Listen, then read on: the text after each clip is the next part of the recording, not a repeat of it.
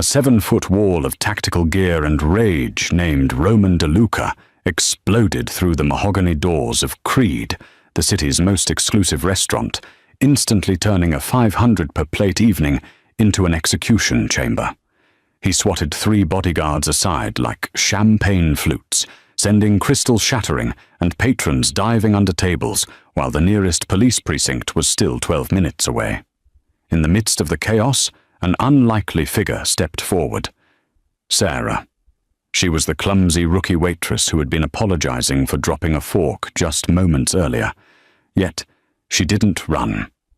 Instead, she launched herself horizontally through the air, hooked her leg around the giant's throat mid-charge, and did the unthinkable, stopping a 300-pound assassin in his tracks and freezing the dining room in stunned silence. Proving that the most dangerous weapon in Creed wasn't the man in the pinstripe suit or the monster with the combat knife, but the woman who had been pouring the water. Just before I begin, I need you to tell me where you are watching from in the comment section down below. Alex Vincenzo didn't just sit at tables, he owned them. Tonight, Table 7 at Creed was his throne, a corner booth upholstered in burgundy leather that cost more than most people's cars. The crystal chandelier above cast him in a golden glow that seemed almost biblical, as if God himself had decided that Don of the Vincenzo family deserved better lighting than the rest of humanity. He was holding court with 4 men who had flown in from 3 different countries just to kiss his ring. Literally. 2 of them had already done it when they arrived, their lips briefly touching the gold band on his right hand while their eyes stayed locked on the floor. That's how you showed respect to a man who controlled half the East Coast's pharmaceutical imports and all of its dignity. The 61 Chateau Latour, Vincenzo said, without looking at the wine list, his voice carrying the kind of casual authority that made waiters stand straighter. Tell Marcus I want the bottle from the private reserve, not the one he shows to the tourists with Daddy's credit card. The sommelier, a thin man with wire-rimmed glasses who had served presidents, nodded so quickly his neck might have detached. Of course, Mr. Vincenzo, right away. Vincenzo leaned back, his charcoal suit fitted so perfectly it looked painted on. He was 63, but could pass for 50. His silver hair swept back, like a Roman senator's. His hands manicured and steady. Men feared those hands. Women had loved them once, before they learned what they were capable of. The conversation around the table was a symphony of deference. One man, a politician whose campaign Vincenzo had funded, laughed too loud at a joke that wasn't funny.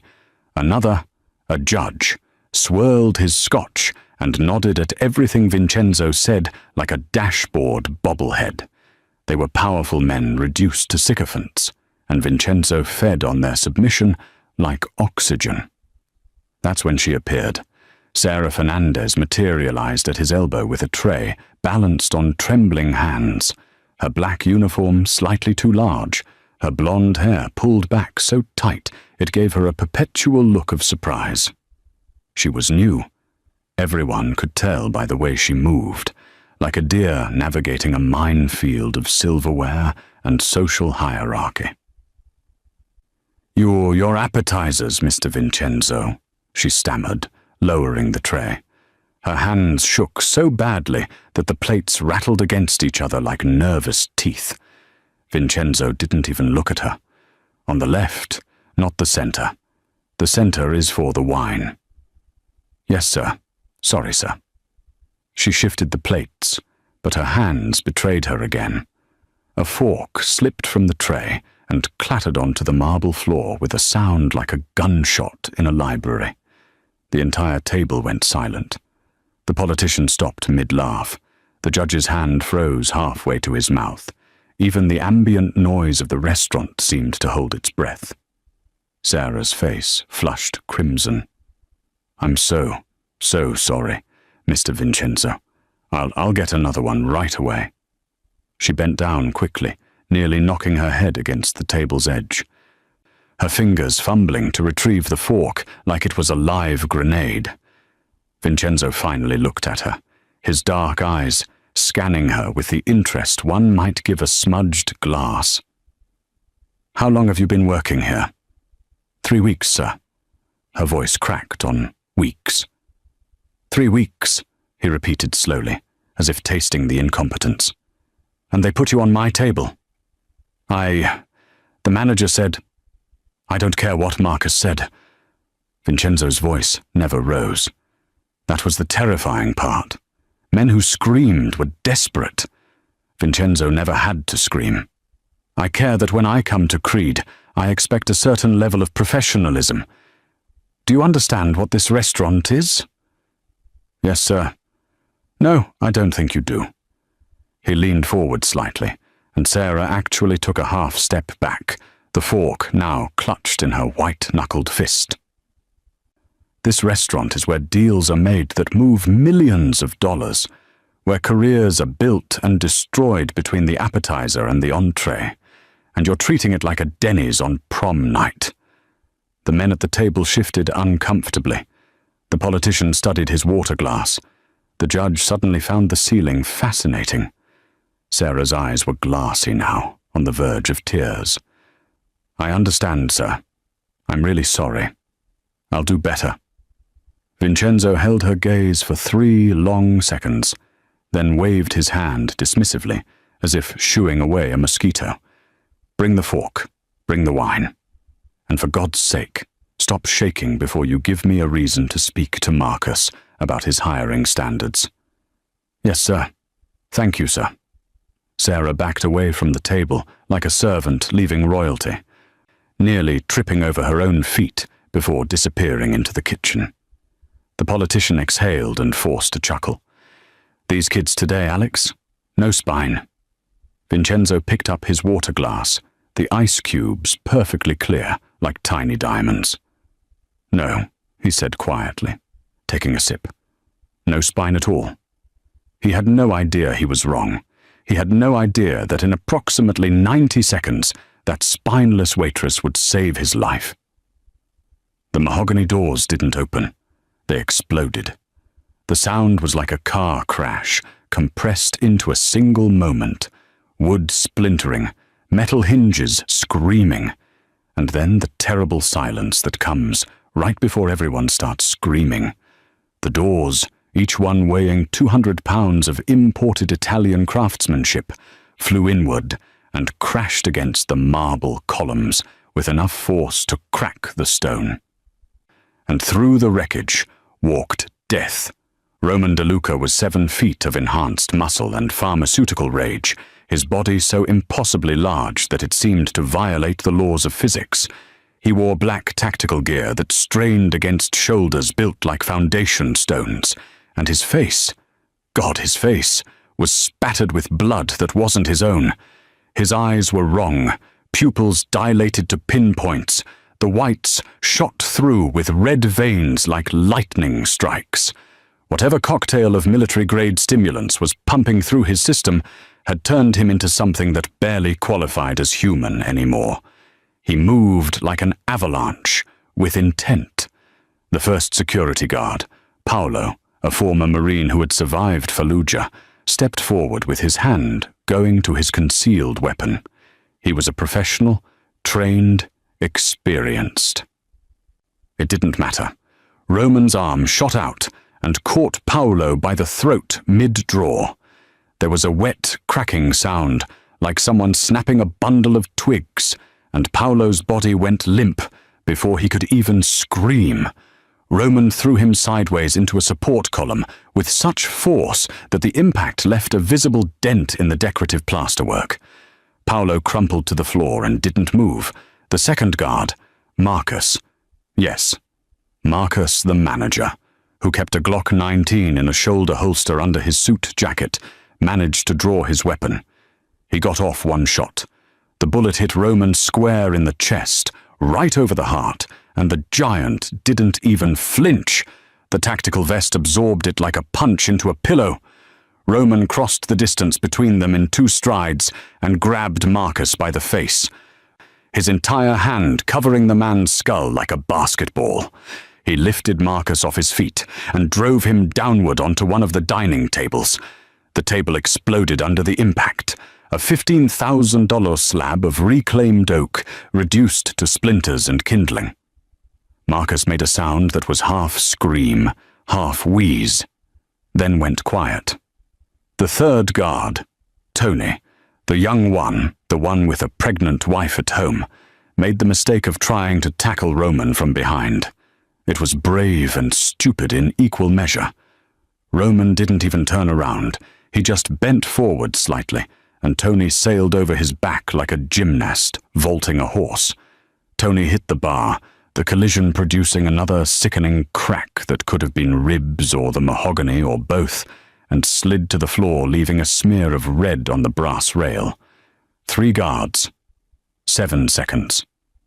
3 different kinds of broken. The dining room erupted into chaos. Women screamed. Men dove under tables. A waiter dropped an entire tray of creme brulee, the sound of shattering ceramic lost in the cacophony of pure terror. Someone was crying. Someone else was praying in rapid Italian. The pianist had abandoned his Steinway mid-measure, and the lingering notes hung in the air like a funeral dirge. Roman stood in the center of the carnage, chest heaving, his breath coming in deep animal grunts. Then his eyes, those terrible chemical eyes, locked onto table 7, locked onto Alex Vincenzo. Vincenzo felt something he hadn't experienced in 30 years, the absolute certainty of his own death. He didn't move, couldn't move. His body had made the calculation faster than his brain. There was no running from this, no negotiating. No amount of money or power that would stop what was about to happen. Roman DeLuca had been sent here for one purpose, and he was a weapon that didn't miss. The men at Vincenzo's table had scattered like roaches when the lights come on. The politician was crawling toward the kitchen. The judge had actually wet himself, a dark stain spreading across his expensive trousers as he pressed himself against the wall. Only Vincenzo remained seated, his hands flat on the table, his face frozen in an expression of grim acceptance. This was how it ended. Not in a shootout, or a car bomb, or a federal prison. But here, in the restaurant he'd eaten at every Tuesday for 15 years, at the hands of a monster, someone had paid more than Vincenzo was willing to pay to stay alive. Roman started walking toward him. Each footstep a death knell on the marble floor. He drew a combat knife from his belt, 10 inches of black steel designed to punch through body armor. He didn't hurry. Why would he? There was nowhere for Vincenzo to go. Vincenzo closed his eyes. He thought about his daughter, married now, living in Milan where she didn't have to know what her father really was. He thought about his wife, dead 12 years, buried under a headstone that lied about what a good man he'd been. He thought about the 63 years he'd lived and the things he'd done to earn this ending. He heard Roman's breathing getting closer, heard the squeak of tactical boots on blood-slicked marble, heard his own heartbeat pounding its final measures. And then he heard something impossible, the sound of silverware clattering to the floor. The sound of footsteps, light, quick, purposeful, running toward the danger instead of away from it. The sound of Sarah's voice, no longer trembling, saying just one word with absolute authority. No! The tray hit the floor with a crash that somehow cut through the screaming. Sarah Fernandez, the nervous, trembling, fork-dropping rookie who had apologized her way through the last 3 weeks, was gone. The woman who stood in her place moved with the fluid certainty of someone who had done violence so many times it had become a second language. Roman turned toward the sound, his chemically enhanced brain processing this new variable. A waitress, a girl, no threat. He started to dismiss her, to return his attention to Vincenzo, but something in the way she moved made him pause. She wasn't running away. She was closing distance. Sarah's hands went to her hair, pulling out the pins that had kept it in that tight, severe bun. Her blonde hair fell loose around her shoulders, but the motion wasn't about vanity. It was about removing constraints. She rolled her shoulders once, twice, and the trembling timidity that had defined her every movement for 3 weeks evaporated like steam. "Step away from the table," she said, her voice level and cold. Roman laughed. It was a horrible sound, wet and chemical and wrong, like a garbage disposal trying to process something it wasn't designed for. He shifted his bulk to face her fully, the combat knife still gripped in his massive hand. "Little girl should run," he said, his words slurred by whatever cocktail was eating his brain. "Little girl should hide." "Last chance," Sarah said. She was already moving, her feet sliding into a stance that no waitress should know, weight distributed, knees bent, hands open and ready. Roman charged. For a man his size, he moved with terrifying speed, closing the 15 feet between them in less than 2 seconds. The knife came up in a practiced arc designed to open her from hip to shoulder. It was a killing blow, and he'd done it before, muscle memory written in other people's blood. Sarah didn't retreat. She exploded forward. At the last possible moment, she dropped into a slide, her body going horizontal as she passed beneath his reaching arm. Her leg shot out and hooked behind his knee, the only joint on his massive frame that had to obey physics. Roman's forward momentum betrayed him. His leg buckled, and for the first time since he'd crashed through those doors, the giant stumbled. But Sarah wasn't done.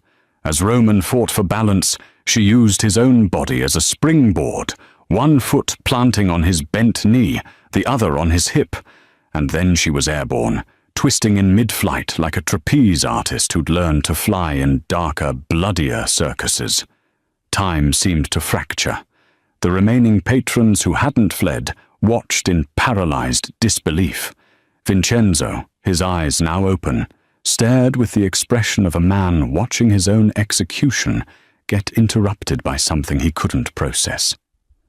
Sarah's leg whipped around Roman's neck like a python, her body perpendicular to his, suspended in the air for one crystalline moment. A water glass fell from a nearby table in slow motion. A fork clattered against a plate. Someone's champagne flute toppled and rolled, then gravity reasserted itself. Sarah used every ounce of her momentum and torqued her body with brutal efficiency. Roman's head snapped sideways with enough force to make his neck vertebrae pop like bubble wrap. His massive frame, already off balance, went with it. 7 feet and 300 pounds of enhanced muscle crashed to the marble floor with the sound of a grand piano being dropped from a second-story window. The entire restaurant shook. Sarah landed in a crouch, 5 feet away, perfectly balanced, her breathing controlled and steady. Her uniform was torn at the shoulder, and there was a thin line of blood on her forearm, where Roman's knife had come closer than she'd wanted. But she was up and ready before Roman even stopped sliding across the blood-slicked floor. For 3 seconds, nobody moved. Nobody breathed. Roman lay sprawled on his back, staring at the chandelier with eyes that couldn't quite focus. His hand still gripped the knife, but weakly now, his enhanced nervous system trying to reconnect signals that Sarah had just scrambled. He wasn't unconscious. The drugs in his system wouldn't allow that. But he was rebooting, his brain trying to understand how a 120-pound waitress had just put him on the ground. Sarah straightened slowly, her eyes never leaving him. The transformation was complete. The woman standing in the ruins of Creed's dining room bore no resemblance to the girl who had dropped a fork 10 minutes ago. Her posture was different. Her expression was different. The entire frequency she operated on had shifted to something primal and precise. She looked at Vincenzo, who was still frozen at his table, his mouth actually hanging open. "Get behind the bar," she said. Not a request, an order. Now. Vincenzo didn't move. Couldn't move. His entire understanding of reality had just been demolished as thoroughly as his security team. "Mr. Vincenzo," Sarah said, her tone sharpening, "I can't protect you and fight him at the same time, so you have exactly 3 seconds to decide if you want to live through the next 5 minutes. That broke the spell. Vincenzo scrambled out of the booth with none of his earlier dignity, actually tripping over his own feet in his haste to put the marble bar between himself and Roman DeLuca. On the floor, Roman's fingers began to flex. His breathing deepened. The drugs were doing their job, flooding his system with enough adrenaline and synthetic rage to override the scrambled signals. Sarah saw it and understood. She'd bought 30 seconds, maybe less. The giant was getting back up. Sarah didn't wait for Vincenzo to process what was happening. She grabbed him by his expensive suit collar and physically hauled him behind the bar with a strength that made it clear the trembling waitress act had been a lie from the beginning. Vincenzo stumbled, his Italian leather shoes slipping on spilled champagne, and crashed into the back cabinet hard enough to rattle the top-shelf scotch. "Stay down!" Sarah snapped, already moving. She grabbed the marble serving counter, a solid piece that had to weigh 200 pounds, and with a grunt of effort, tipped it onto its side. It hit the floor with a thunderous crack, creating a barricade between them and the dining room. Bottles shattered, glasses exploded. The smell of a dozen different liquors mixed with blood and fear. Vincenzo pressed himself against the cabinet, his brain still trying to catch up with his body. He'd seen people killed. He'd ordered people killed. But he'd never seen someone move the way Sarah had moved, like violence was a dance she'd been choreographing her entire life. "Who the hell are you?" His voice came out hoarse, stripped of its usual authority. Sarah ignored him. She was scanning the bar's contents with the tactical assessment of someone inventorying weapons, not refreshments. Her fingers closed around a wine bottle, the 61 Chateau Latour that Vincenzo had ordered, ironically, and she tested its weight with a practiced grip. Not ideal, but it would crack a skull if applied correctly. If you are enjoying this story, I need you to subscribe for more stories like this and like this video to support me. From beyond the barricade came the sound they'd both been dreading. Roman getting to his feet. The scrape of tactical boots on marble. The wet, ragged breathing of a man whose body was eating itself from the inside out to stay functional. A low growl that sounded more animal than human. "I asked you a question," Vincenzo hissed, trying to reclaim some fragment of control. "You work for the Calabrese family, the Russians. Who sent you?"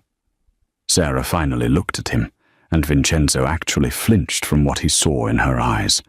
They were cold and calculating, the eyes of someone doing complex mathematics, where the variables were all measured in blood and bullets. "Nobody sent me," she said flatly. "I've been here 3 weeks, gathering intelligence on your organization for a federal task force that doesn't officially exist. I was supposed to be invisible for another month before we moved on you." She grabbed a second bottle, vodka this time, higher proof. "But your friend out there just ruined 6 months of operational planning, so now we're both having a bad night." Vincenzo's face went through several colors. "You're a Fed?" "Was. The agency got dismantled. Political fallout. I'm technically unemployed." Sarah glanced over the edge of the barricade. Roman was standing now, rolling his massive shoulders, his neck still at a slight angle from where she'd torqued it. He was looking directly at their position, and even from this distance, she could see the way his pupils had contracted to pinpoints. "But I spent 12 years learning how to kill people who are very difficult to kill, so the skill set transfers." A tremendous crash made them both duck. Roman had picked up one of the intact dining tables, solid oak, probably 300 pounds, and hurled it across the room like a frisbee. It smashed into the wall above the bar, raining splinters and chunks of wood down on their position. "He's trying to flush us out," Sarah said, more to herself than to Vincenzo. She was thinking, processing, running scenarios. "He's not tactical, just brute force and chemistry. That's good. Means he's predictable." "Predictable?" Vincenzo's voice cracked on the word. "That thing just threw a table." "Yeah, and he threw it at where we are, not where we're going to be." Sarah started pulling down bottles, lining them up. "The drugs make him strong and aggressive, but they also make him stupid. He's already forgotten the first rule of combat. Which is, don't let your enemy control the terrain." Sarah grabbed a bar towel and started tearing it into strips. "We can't stay here. He'll just keep throwing furniture until something crushes us or he runs out of things to throw. We need to move." Another crash, this time a chair, spinning through the air like a helicopter blade, embedding itself in the ceiling above them. Vincenzo grabbed her arm, and Sarah's hand was on his wrist before he could blink, her grip like a mechanical vice. He let go immediately, raising both hands. "Listen to me," he said quickly. "I have people. I make one call, and I can have 50 soldiers here in 20 minutes. We just need to survive for 20 minutes? Sarah laughed, but there was no humor in it. "Look at him." Vincenzo risked a glance over the barricade. Roman was systematically destroying the dining room, flipping tables, ripping chairs apart with his bare hands, creating a wasteland of splintered wood and shattered glass. His movements were becoming more erratic, more violent. Foam was starting to form at the corners of his mouth. "He's crashing," Sarah said quietly. "Whatever they gave him, his body is starting to reject it. In 20 minutes, he'll either be dead or he'll have destroyed everything in this building, including us. We've got maybe 5 minutes before the drugs push him into a full berserker state. And then there's no predicting what he'll do. So what's your plan?" Sarah looked at him with an expression that somehow contained both absolute confidence and complete resignation to the insanity of their situation. "We run," she said, "through the kitchen, out the back. Once we're in the service corridors, his size works against him. Tight spaces, narrow doors, I can use that. And if we don't make it to the kitchen?" Sarah picked up the bottle of Chateau Latour, feeling its weight one more time. "Then you're about to find out why the government spent $2 million training me to kill people in close quarters with improvised weapons." Roman roared, an inhuman sound of pure rage, and something much larger hit the wall. The entire building shook. "Time's up," Sarah said. "When I move, you move. Don't think. Don't hesitate. Just run." Vincenzo nodded, his jaw set. For a man who'd ordered countless deaths, he'd never actually had to run for his life before. It was a novel experience, and possibly his last. Sarah was about to give the signal to run when she saw them. Red dots, dozens of them, dancing across the walls like deadly fireflies, sweeping through the shattered dining room in coordinated patterns that spoke of professional training and military discipline. Laser sights. "Down!" She shoved Vincenzo flat against the floor as a line of red crawled across the bar's back panel, inches from where his head had been. Her mind was already racing through the implications, and none of them were good. Roman hadn't come alone. She risked another glance over the barricade, using a shard of broken mirror to angle her view without exposing herself. What she saw made her stomach drop. Through the destroyed main entrance, she could count at least 8 figures in tactical gear, fanned out in a professional entry formation. They wore black body armor and helmets with full face shields, and each one carried a suppressed submachine gun that probably cost more than most cars.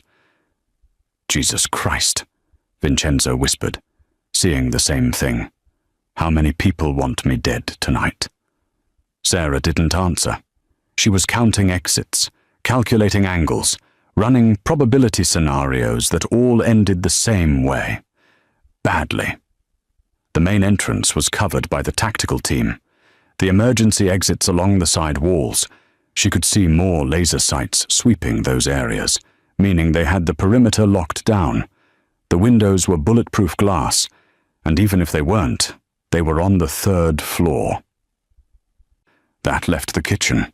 One way in, one way out, and if Roman's team had half a brain between them, they'd already have someone covering it. They were boxed in. Roman seemed to sense his support arriving. He stopped his rampage and turned toward the entrance, his massive chest heaving. One of the tactical operators approached him, carefully, like someone approaching a rabid dog, and handed him something. Sarah's enhanced vision caught the glint of metal, a radio earpiece. Roman shoved it in his ear, and even from across the room, Sarah could see his expression change. The berserker rage focused into something more dangerous, directed purpose. He nodded once, twice, and pointed directly at the bar where she and Vincenzo were hiding. "They're coordinating," Sarah said, mostly to herself.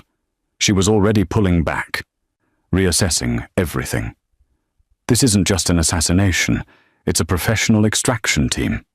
"Extraction?" Vincenzo's face had gone pale. "They want to take me alive." "Not you." Sarah's jaw tightened. "Me." The pieces were clicking together now, forming a picture she really didn't like. Roman wasn't here to kill Vincenzo. He was bait. The real target had always been Sarah, or whoever was deep cover in this restaurant. Someone had burned her. Someone knew exactly who she was and had orchestrated this entire clusterfuck to draw her out. And she'd walked right into it. A voice echoed through the dining room, amplified by a speaker system that made it sound like God announcing the apocalypse. It was male, calm, with a slight European accent she couldn't quite place. Sarah Fernandez, former Special Activities operative. Codename Sparrow. The voice paused, letting that sink in. "We know who you are. We know what you can do. And we know you're behind that bar with Mr. Vincenzo." Sarah closed her eyes briefly. Sparrow. She hadn't heard that name in 2 years, not since the agency had been dissolved, and she'd been cut loose with a fake identity and a warning to disappear. Someone had kept very good records. "We're not here for Vincenzo," the voice continued, almost conversational. "Frankly, we don't care if he lives or dies. We're here for you. Come out peacefully, and we'll let everyone else in this building walk away. Keep hiding, and we start executing the civilians we have zip-tied in the coat room. Your choice. You have 60 seconds. Vincenzo stared at her, his face a mask of disbelief and growing fury. "This is about you. I'm about to die because of you." "Shut up," Sarah hissed. Her mind was working through options at computer speed. They had hostages. That changed everything. She could fight her way out. Maybe. But not while protecting Vincenzo, and not while innocent people were being held at gunpoint. More red dots swept across their position. She counted the patterns, the intervals. 8 operators, probably ex-military, definitely well-funded. Roman as their battering ram. Unknown number covering the exterior exits. Professional comms and coordination. This wasn't a hit. It was a net. And she was the fish. 45 seconds, the voice announced cheerfully. Sarah looked at the kitchen door, 20 feet away across open floor that was now covered by at least 4 different firing angles. Even if she could cross that distance, and that was a big if, Roman was positioned directly between them and freedom, and he'd recovered enough that his hands had stopped shaking. She looked at Vincenzo, who was pressed against the cabinet, his expensive suit soaked with spilled alcohol, and his face showing something she'd never seen there before. Genuine terror. She looked at the bottles lined up beside her, the improvised weapons that wouldn't do shit against body armor and automatic weapons. 30 seconds. A laser sight found its way over the barricade, painting a red dot on the wall above Vincenzo's head. Then another. Then 3 more. They were triangulating, showing her exactly how many angles of fire they had established. It was a professional's way of saying, "We own this room." 20 seconds. Sarah closed her eyes and did something she hadn't done in 5 years of covert operations. She prayed. Not to God.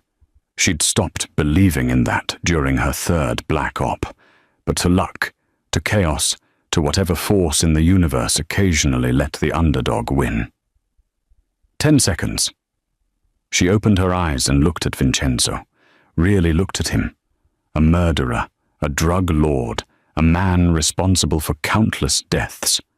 She should let them have him, should use him as a distraction and rabbit for the kitchen while they were busy shooting him. But that's not what sparrows did. Sparrows saved people, even when those people didn't deserve it. Even when it was going to get her killed. "Time's up," the voice said. And then the lights went out. The lights didn't go out by accident. Sarah had seen the emergency power panel behind the bar during her 3 weeks of careful observation, mapping every inch of Creed's layout like her life might depend on it. Turns out it did. The moment darkness swallowed the dining room, she was already moving, her hand finding Vincenzo's collar in the blackness with the certainty of muscle memory. "Go!" she hissed, hauling him forward. The tactical team's night vision would kick in within seconds, but seconds were all she needed. She knew this room in the dark, had practiced walking it blindfolded during her overnight cleaning shifts when she was supposed to be mopping floors. She knew the overturned chair at 10 o'clock, the shattered table at 2, the exact path through the debris field that wouldn't slow them down. Vincenzo stumbled beside her, his expensive shoes sliding on blood and champagne, but Sarah's grip kept him upright and moving. Behind them, she heard shouting, professional, clipped commands in tactical shorthand, and the whir of night vision equipment powering up. Then Roman roared, and the sound was so close it raised every hair on Sarah's neck. They hit the kitchen doors at a full sprint. Sarah led with her shoulder, and the double doors exploded inward, carrying them from darkness into a landscape of gleaming steel and industrial fire. The kitchen was still fully lit, running on a separate circuit, and the sudden brightness was blinding after the darkness of the dining room. The heat hit them like a physical wall. Every burner was still on, flames licking up from gas ranges in blue and orange columns. A pot of something had boiled over, sending steam billowing toward the ventilation hoods. The industrial ovens radiated waves of heat that made the air shimmer. Someone had abandoned a sauté pan on high flame, and whatever had been in it was now charcoal, sending up black smoke that the overwhelmed ventilation system couldn't quite clear. The chefs were long gone.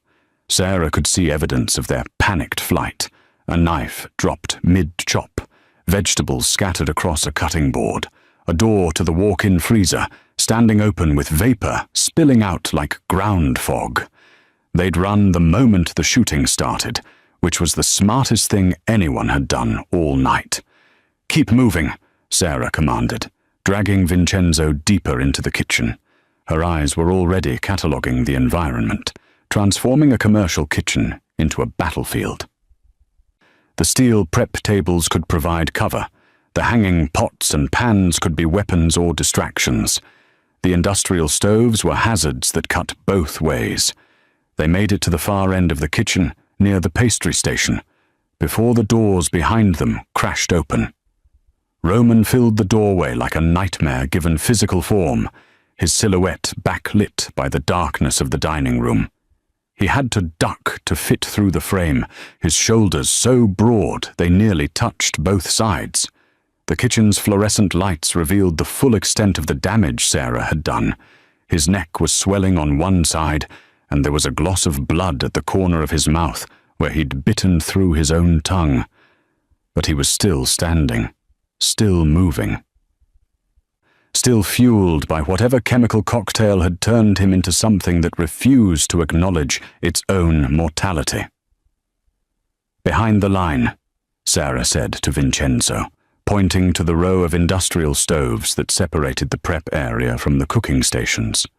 It wasn't much cover, but it was something. Vincenzo didn't argue. For a man who'd spent his life giving orders, he was learning quickly how to take them. Sarah grabbed a chef's knife from the magnetic strip on the wall, 10 inches of German steel, perfectly balanced, sharp enough to split atoms. It felt good in her hand. Familiar. She'd trained with knives before she'd learned to use guns, back when the agency still believed in quiet solutions to loud problems. Roman took a step into the kitchen, and another, his boots leaving bloody prints on the white tile floor. He'd picked up a meat cleaver somewhere, a massive thing designed for breaking down whole animal carcasses, and it looked almost proportional in his enormous hand. "Little bird," he growled, his voice slurred and wet. "Nowhere to fly now." Sarah didn't respond, didn't waste breath on witty comebacks or tactical assessments. She just moved, circling to put the center prep table between them, her weight balanced on the balls of her feet. The kitchen's heat wrapped around her like a second skin, and she could feel sweat already starting to bead on her forehead. The tactical team would be coming through those doors any second. She could hear them organizing in the dining room, their professional calm a stark contrast to Roman's chemically induced rage. But they were being cautious now, probably recalibrating after she'd killed the lights. That bought her maybe 30 seconds before this became a shooting gallery. 30 seconds to put down a 7-foot monster with a cleaver. She'd worked with worse odds. Roman lunged, faster than something his size should move, bringing the cleaver down in an overhead chop that would have split her skull like a melon. Sarah twisted sideways, feeling the displaced air as the blade whistled past her ear and embedded itself in the prep table with a sound like a gunshot. The table was industrial steel. The cleaver sank 3 inches deep. Roman tried to pull it free, and in that half-second of distraction, Sarah struck. Her knife flashed out, targeting the exposed tendon above his boot, looking for the spot where Achilles had learned his lesson the hard way. The blade bit deep, and for the first time, Roman actually screamed. Blood sprayed across the white tile, arterial red against sterile white, and Roman's leg buckled, but he didn't go down. The drugs wouldn't let him. Instead, he pivoted on his good leg and backhanded Sarah with enough force to send her flying into a rack of hanging pots. She hit hard, and the world became a cacophony of clanging metal and ringing bells that weren't really there. Her vision doubled, then tripled, and she tasted copper in her mouth. Through the haze, she saw Roman limping toward her, leaving a trail of blood, his face twisted into something that might have been a smile if it wasn't so terrible. Behind him, tactical lights swept through the kitchen doors. Time was up. The tactical team stopped at the kitchen entrance. Sarah saw it through the spinning chaos of her concussion, the lead operator raising a closed fist, the universal signal for halt. They had Roman between them and their target, and even with night vision and body armor, nobody wanted to accidentally shoot their own battering ram. The hesitation bought her maybe 10 seconds. She used them to not die. Rolling sideways through the hanging pots, Sarah grabbed the edge of the industrial sink and pulled herself up. Her head was screaming, Her ribs felt cracked where she'd hit the rack, and she could taste blood. But she was vertical, and vertical meant functional. Roman was limping toward her, his ruined Achilles tendon leaving a Rorschach pattern of blood across the tile. The wound should have dropped him, would have dropped any normal human. But whatever cocktail was eating through his system had shut off his pain receptors and replaced them with pure, chemical hatred. Then something unexpected happened. Vincenzo stepped out from behind the stove line. Not to fight. The man wasn't that stupid. But he was holding something. One of the propane torches the pastry chefs used for creme brulee. He'd ignited it, and the blue flame hissed like an angry snake. "Hey!" Vincenzo shouted, his voice cracking but determined. "Hey, you pharmaceutical nightmare!" Roman paused, his drug-addled brain processing this new variable. He turned slightly, dividing his attention between Sarah and Vincenzo. Sarah seized the moment. She grabbed the industrial spray nozzle from the sink behind her and aimed it directly at the gas burners, still flaming on the stove line. The high-pressure water hit the flames, creating an instant explosion of steam that filled the kitchen with scalding white fog. The tactical team's night vision turned the steam into an impenetrable wall. She heard cursing, heard someone ordering them to hold position until visibility improved. In the sudden cover of billowing steam, Sarah moved. She grabbed Vincenzo by the arm and pulled him into the walk-in freezer, slamming the heavy door behind them. The temperature dropped 40 degrees in an instant, and suddenly they could breathe again, their gasps turning to visible clouds in the refrigerated air. Vincenzo was shaking, the propane torch still clutched in his hand. Sarah took it from him gently and turned it off, plunging them into the dim emergency lighting of the freezer. "That was either very brave or very stupid," she said, leaning against a shelf of hanging meat. "I'm still deciding which," Vincenzo admitted. He slid down to sit on the floor, his expensive suit now ruined beyond any tailor's ability to salvage. For a moment, they just sat there in the cold, listening to their own breathing and the muffled sounds of the tactical team reorganizing outside. Then Vincenzo spoke, his voice low and urgent. "How much?" Sarah looked at him. "What? How much do they want for you? There's always a number." He was reaching for his inside pocket, pulling out a phone with a cracked screen. "I can wire money anywhere in the world. Cayman accounts, Swiss banks, cryptocurrency. Name the figure and I'll double it, triple it. Whatever they're paying, I'll pay more." Sarah almost laughed, but it hurt too much. "That's not how this works. Everything works that way." Vincenzo's eyes were desperate now, the veneer of the untouchable Don completely stripped away. "Everyone has a price. Those men out there? Someone's paying them. Whoever sent them. Someone paid them first. It's all just economics. I'm offering to make you rich enough that you never have to do this again." "I don't do this for money," Sarah said quietly. "Then why?" Vincenzo gestured at the freezer door, at the chaos beyond it. "You could have run the moment the lights went out. Could have left me there and disappeared. They don't want me. You said it yourself. So why are you still here?" Sarah was quiet for a moment, her breath clouding in the frigid air. Outside, she could hear Roman's heavy footsteps circling, hear the tactical team's radio chatter as they coordinated their next move. They had maybe 2 minutes before someone figured out where they'd gone. 6 years ago, she finally said. "I was on an operation in Bogota. Bad intel. Worse planning. My team was compromised, and we were trying to extract an informant. A kid, really. Maybe 19. He'd helped us map a cartel's distribution network, and they'd found out." She touched the scar on her forearm, hidden under her sleeve. "We were 50 feet from the extraction point when they hit us. I had to choose. Save my team or save the kid. Which did you choose?" "I tried to save both." Sarah's voice was flat, emotionless, the way people talk about trauma when they've had to relive it too many times. Lost 3 operators. The kid died anyway, bled out in my arms while I was trying to carry him and return fire at the same time.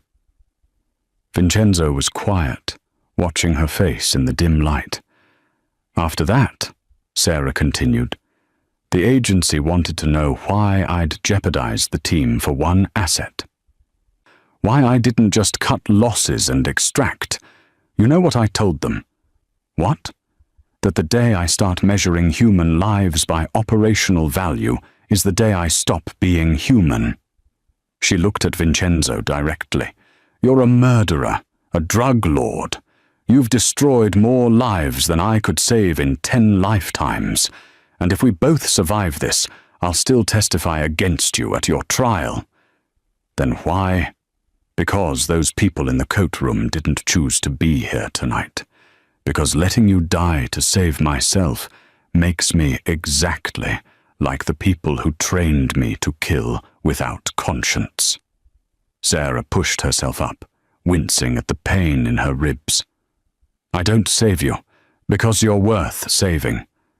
I save you because losing that part of myself isn't worth any amount of survival. Vincenzo stared at her for a long moment. Then, surprisingly, he laughed, a short, bitter sound. You know what the funny thing is?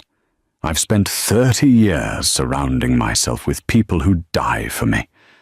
And the one person who actually might? She's the one trying to put me in prison. Life's full of little ironies, Sarah said. She moved to the freezer door, pressing her ear against the cold metal. They're getting organized out there. We've got maybe 90 seconds before they breach this door. So what's the plan?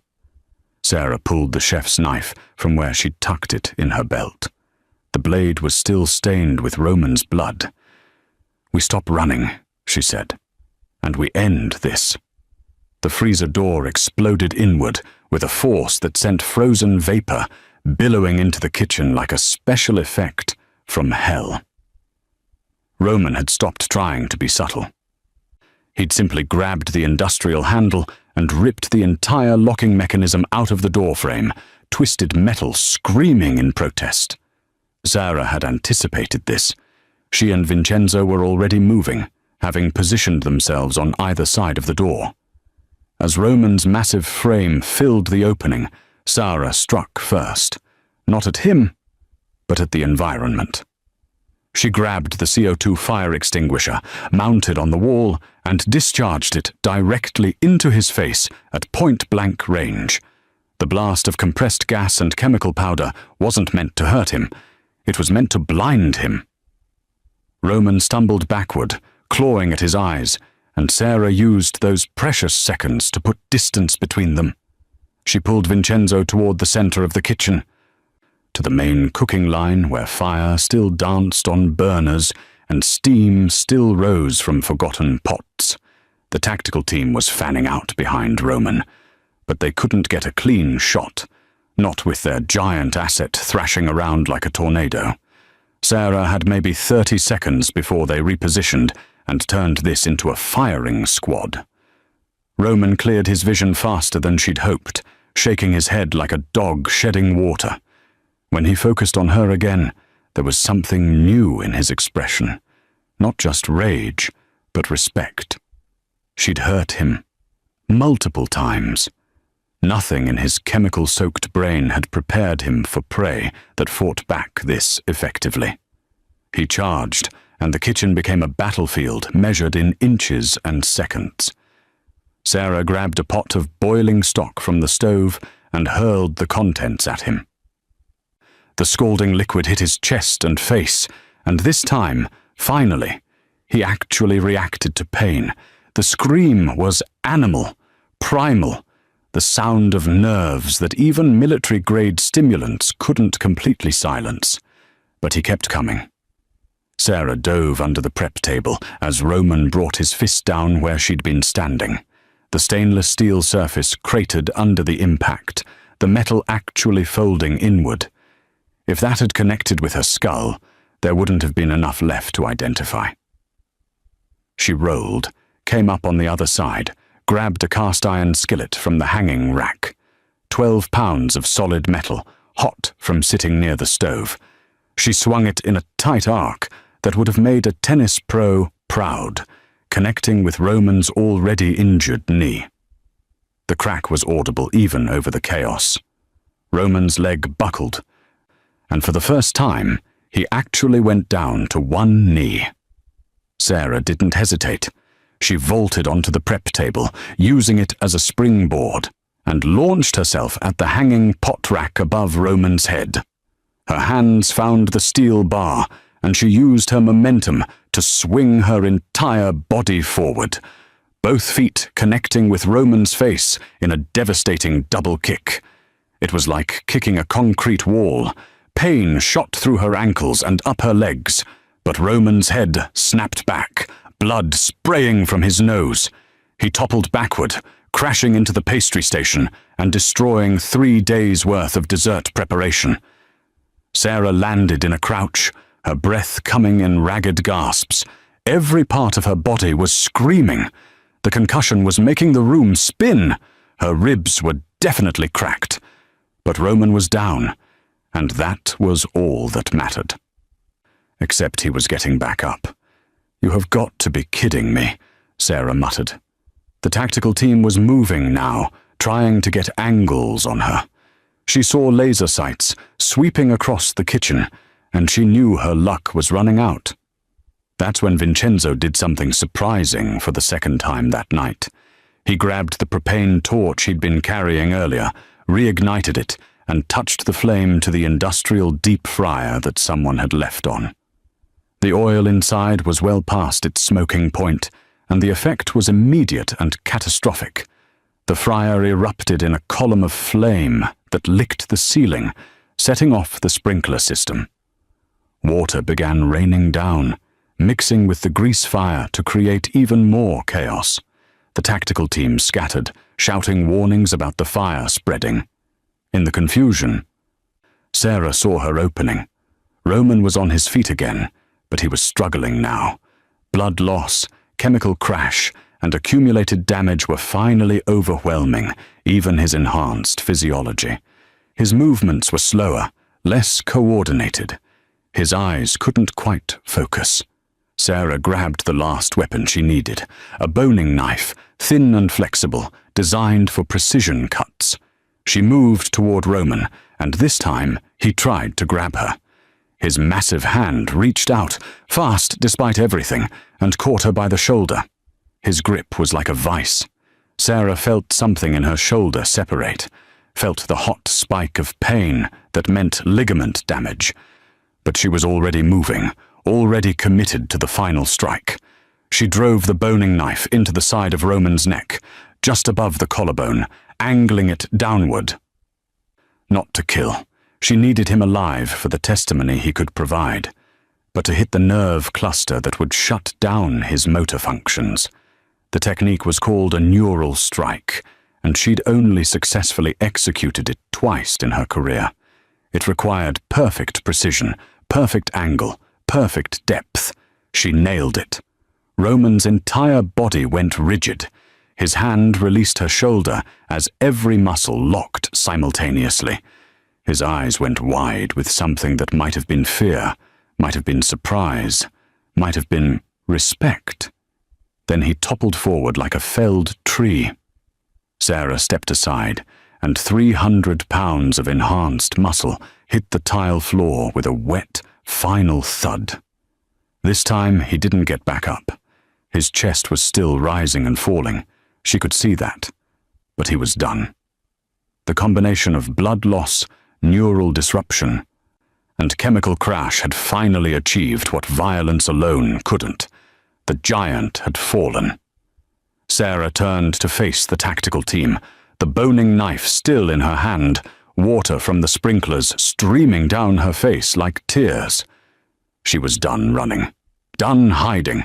"Last chance," she said, her voice carrying over the sound of falling water and crackling fire. "Walk away, or I put every single one of you down like I put him down." The lead operator raised his weapon, and Sarah prepared for what came next. Then the siren started. Not one or two. Dozens.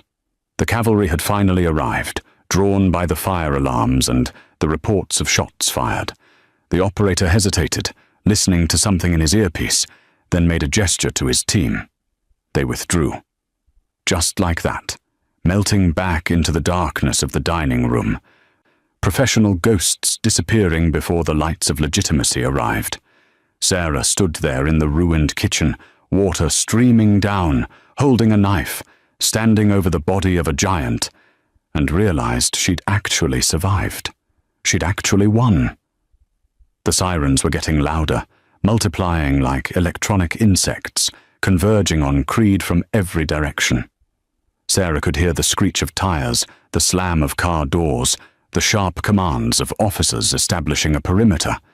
In approximately 90 seconds, this kitchen would be full of police, paramedics, and questions she couldn't answer without destroying what was left of her cover. She looked down at Roman's massive form sprawled across the tile, water from the sprinklers pooling around him like a moat.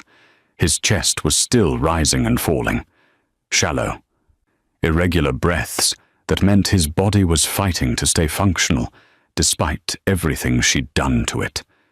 He'd live, probably, long enough to be arrested, processed, and turned into leverage against whoever had sent him. That would have to be enough.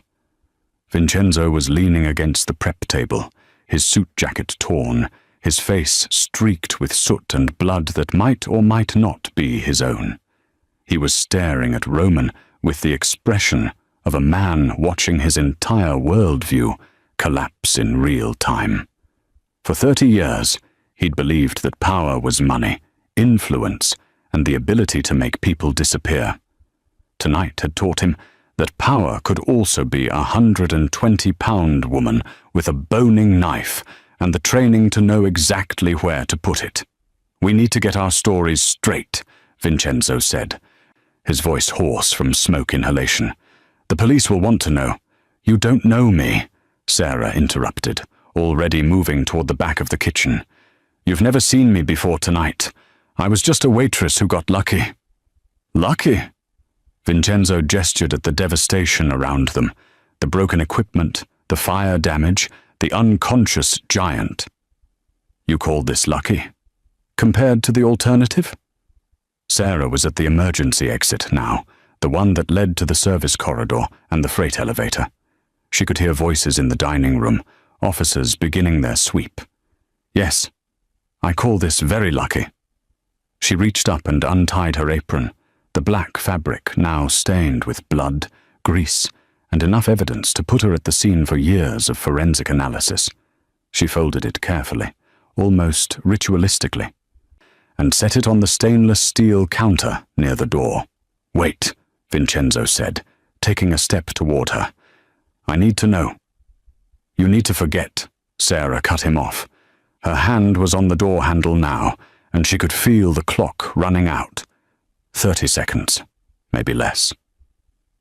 "Tonight, Roman DeLuca attacked your restaurant. Your security team fought bravely. Some waitress, you never caught her name, helped during the chaos, then disappeared in the confusion. That's the only story that keeps both of us breathing." Vincenzo's jaw worked, a dozen questions trying to force their way out. "The federal case against me. You said you were gathering evidence." "I was." Sarah met his eyes, and something passed between them. Not quite understanding, not quite trust, but maybe the beginning of mutual respect between two people who'd survived impossible odds together. But the agency that was building it doesn't exist anymore. And the woman who was collecting that evidence? She died tonight in the chaos. You're going to get away with everything you've done, Mr. Vincenzo. Consider it a gift." "A gift?" His voice rose slightly, colored with something that might have been anger or might have been desperation. You spent 6 months trying to destroy me. I spent 6 months documenting your crimes so justice could be served through proper channels. Sarah's hand tightened on the door handle. 15 seconds. But tonight taught me something. The world isn't neat. Justice isn't clean. And sometimes the right choice is letting the guilty man live so that innocents don't die in the crossfire. She paused.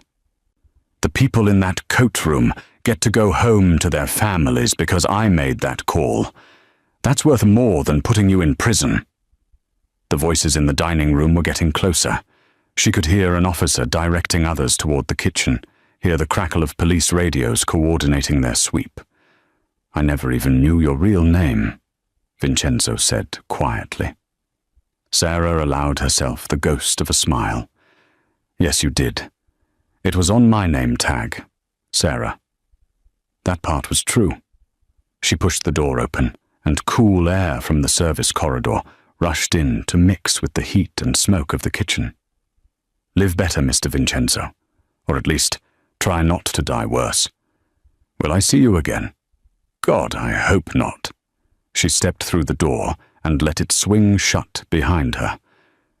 The last thing Vincenzo saw was her silhouette disappearing into the darkness of the corridor, moving with that same purposeful grace that had saved his life. And then she was gone. He stood there for a moment, alone in the ruined kitchen with an unconscious giant and the sound of sirens screaming their arrival. Then he looked down at the apron she'd left behind, folded neatly on the counter like a flag at a military funeral. The name tag was still pinned to it. Sarah F. Employee, Nasha 2847. 3 weeks of service at Creed. The kitchen door burst open, and police flooded in with weapons drawn, shouting commands, demanding he get on the ground. Vincenzo complied without resistance, his hands raised, his movements slow and deliberate. As they cuffed him, just procedure, they assured him. Just until they sorted everything out, his eyes kept drifting back to that apron. 2 hours later, after the statements had been taken, and the crime scene had been documented, and Roman De Luca had been loaded into an ambulance under armed guard, Vincenzo was finally allowed to leave. The detective in charge, a tired woman with sharp eyes, had asked him about the mysterious waitress who'd been mentioned by several witnesses. I don't know, Vincenzo had said, and it was almost the truth. Everything happened so fast. I never got a good look at her face. The detective had nodded, making notes, clearly skeptical but lacking evidence to push harder. If you remember anything else, give us a call. Of course, detective. Now Vincenzo stood outside Creed as dawn broke over the city. Painting the sky in shades of gold and pink that seemed obscene given the violence of the night. His restaurant, his throne room, was a crime scene now, wrapped in yellow tape and swarming with investigators. It would be months before it reopened, if it ever did. His phone buzzed. Messages from his lieutenants, his lawyers, his various legitimate and illegitimate business partners, all wanting to know what had happened, if he was safe, what this meant for their operations. He ignored them all. Instead, he thought about a woman who could have let him die, should have let him die, but had chosen instead to become a shield between him and death. A woman whose real name he'd never know, whose face he'd barely seen clearly in the chaos, who disappeared like smoke the moment the sirens arrived. He thought about what she'd said. Live better, or at least try not to die worse. Vincenzo looked at his hands, the same hands that had ordered countless deaths, that had built an empire on suffering, and for the first time in 30 years, he wondered if there might be another way. Probably not. Almost certainly not. But maybe. Somewhere in the city, Sarah Fernandez was already gone. A new name, a new face, disappearing into the anonymous crowds where people like her lived between the missions that never officially happened. The apron she'd left behind would eventually be catalogued as evidence, filed away in some police warehouse, forgotten. But Vincenzo would remember. Would always remember. The mouse that had been a lion. The waitress who had been an angel of death. The woman who had saved a monster and then vanished into legend. Leaving behind nothing but an empty apron and a question that would haunt him for the rest of his life. If she could choose mercy, why couldn't he?